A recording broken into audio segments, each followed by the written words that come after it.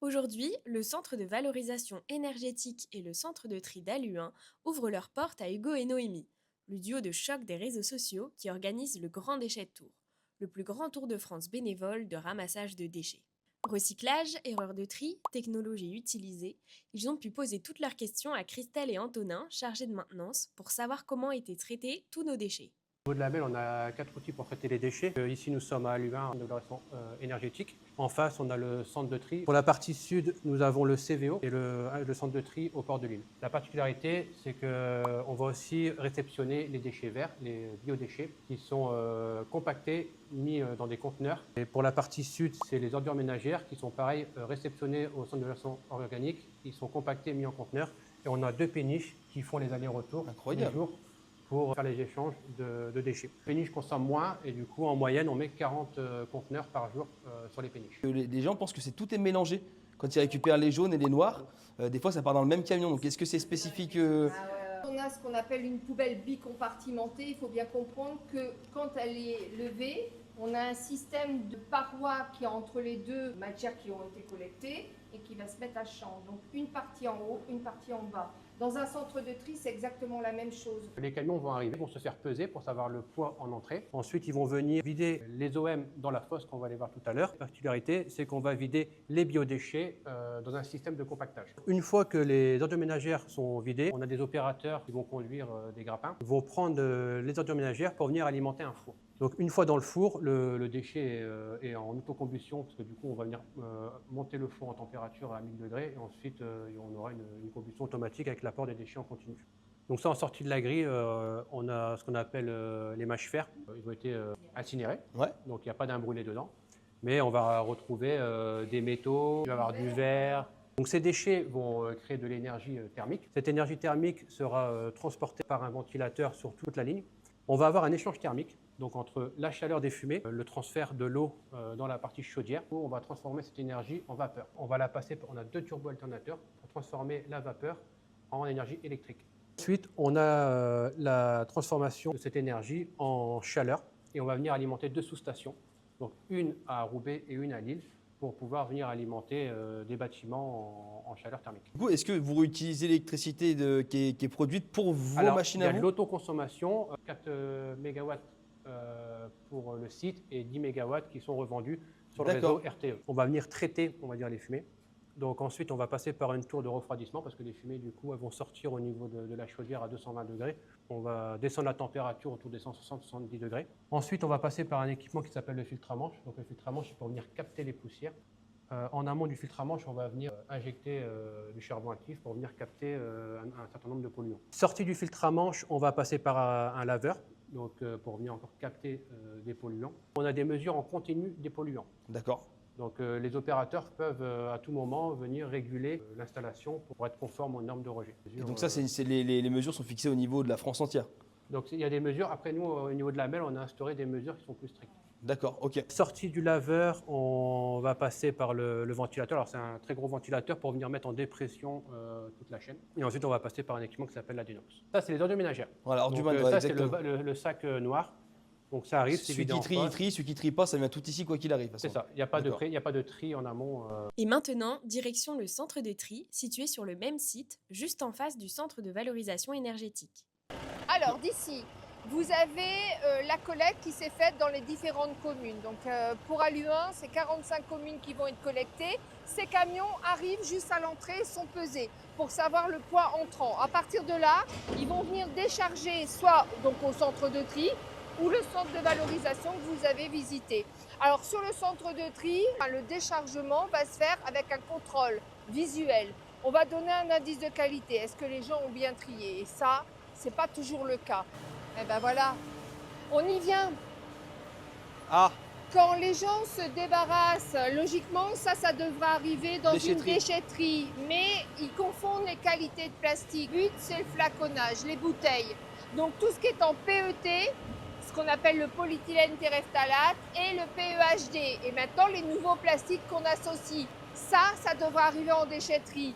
Et c'est fréquent de retrouver sur les tables de tri. Mais aussi ce que vous avez à côté qui est très très dangereux, c'est le protoxyde d'azote. C'est ce qu'on retrouve fréquemment. Par semaine, on peut avoir 9 bacs comme ça remplis. Ça veut dire quoi D3E? D3E, c'est tout ce qui est électronique, tout ce qui D'accord. est composant. Alors là, c'est un prestataire qui va venir le récupérer. Que les camions qui vont donc venir collecter, ces 45 communes qui arrivent ici, vont être pesés, arrivés face au quai de déchargement. Et la chargeuse que vous voyez là-bas, c'est le gros bulldozer jaune. Elle va prendre ce qui a été collecté dans son godet. À partir de ce moment-là, elle va venir le décharger. En bas de vos pieds, vous avez l'entrée comme une sorte de trémie, un trou, où on va alimenter un tapis. Le grand cylindre qui est bleu, c'est un trommel. À l'intérieur, vous avez un système de maillage. On va calibrer les matières.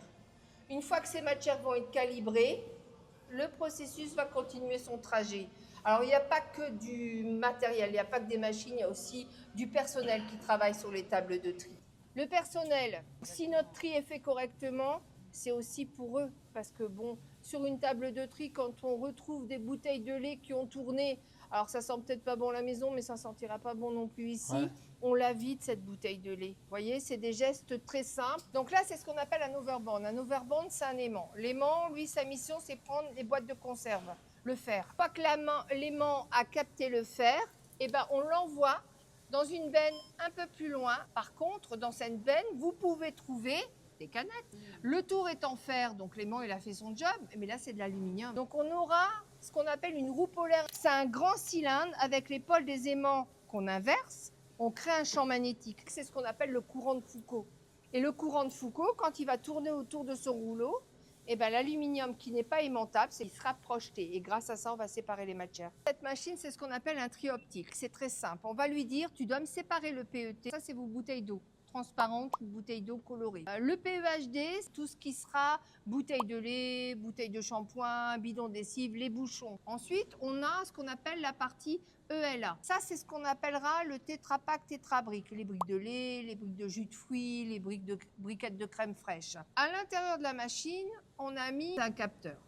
On a des bus d'air qui sont juste à l'entrée et on les fait voler un peu dans tous les sens. Le capteur, lui, va arriver et va soit passer à travers la bouteille, il sait que c'est du PET, il l'emmènera sur un tapis. Par contre, s'il rencontre de l'obstacle, il se dira, c'est peut-être une bouteille de lait de shampoing ou autre, en opaque, ou la matière qu'on appelle ELA.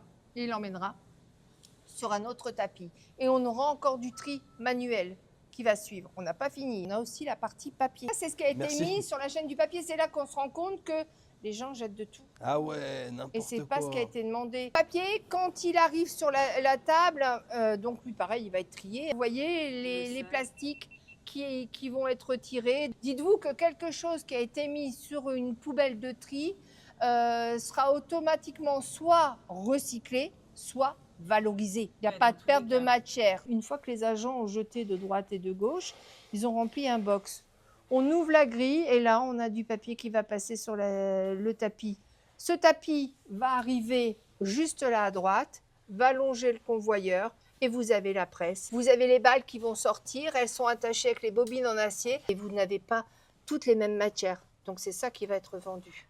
Avant de se quitter, nous avons demandé à Hugo et Noémie ce qui avait le plus retenu leur attention pendant ces visites. Dans le centre de revalorisation, surtout la quantité de déchets qui est amassée dans les grosses bennes. On ne se rend pas compte quand on est de l'autre côté en tant que consommateur que nos déchets sont aussi volumineux et qu'on produit autant de déchets, quoi. Et sur le centre de tri, le travail des petites mains derrière tout ça, on ne se rend pas compte à quel point il faut bien trier de base pour pouvoir faciliter le travail de ces personnes et que nos déchets soient revalorisés comme il se doit, quoi.